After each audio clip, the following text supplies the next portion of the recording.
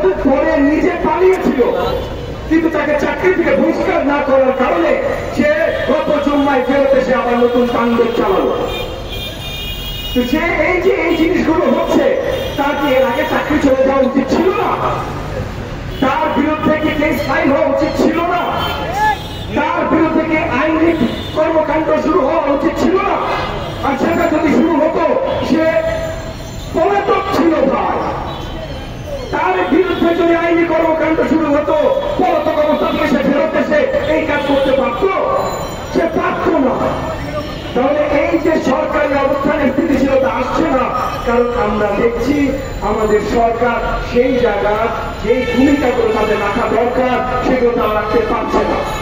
এখানে এক মুহূর্তের জন্য মনে করেন না আমরা এই সরকার থেকে টেনে নামানোর জন্য বা শুধু এই সরকারের সমালোচনা করার জন্য বা শুধু নিন্দা করার জন্য দাঁড়িয়েছি না ভাই। এই সরকারকে আমরা দাঁড়ি করিয়েছি, আমরা এই কারণে দাঁড় করিয়েছি যে এই সরকার এখন দেশের জন্য অত্যন্ত প্রয়োজনীয়, এবং এই সরকার প্রয়োজনীয় মানে এই সরকারের স্টেবিলিটি অত্যন্ত গুরুত্বপূর্ণ।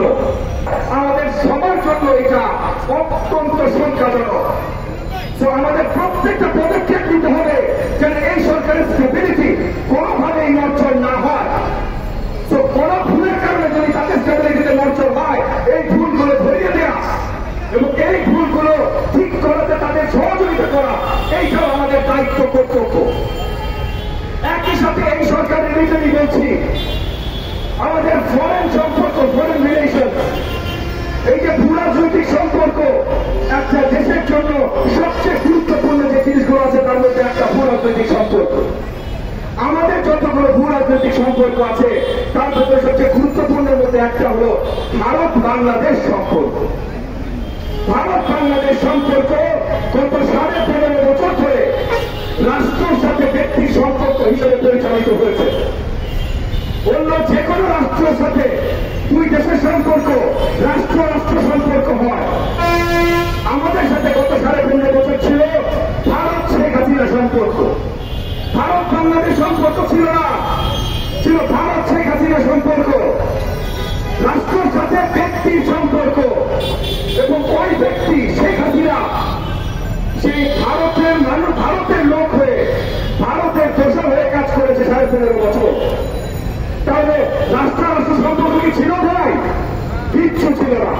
কিন্তু এখন সেইখান থেকে আমাদের রাষ্ট্র রাষ্ট্র সম্পর্ক শুরু করতে হবে, এবং সেইটা শুরু করার জন্য অনেক বড়ভাবে পদক্ষেপ নিতে হবে বাংলাদেশের অন্তর্বর্তীকালীন সরকারে। ওনারা চেষ্টা করছেন না, সেটা আমি বলছি না। আপনারা খেয়াল করবেন, 5ই আগস্ট যখন এই যে হাসিনার সরকার আমরা টেনে নামাতে সক্ষম হলাম, তারপরে 6, 7, 8 আগস্ট ভারতের ফরেন পলিসি, ভারতের ফরেন সেক্রেটারি জয়শঙ্কর বাবু সে কি ধরনের কথা বলছিলেন? অনেক নরম সুরের কথা বলছিলেন। উনি বলছিলেন বাংলাদেশে গণঅভ্যুত্থান হয়েছে, আমরা বাংলাদেশের জনগণ যেটা চাইবে আমরা জনগণের সাথে আছি।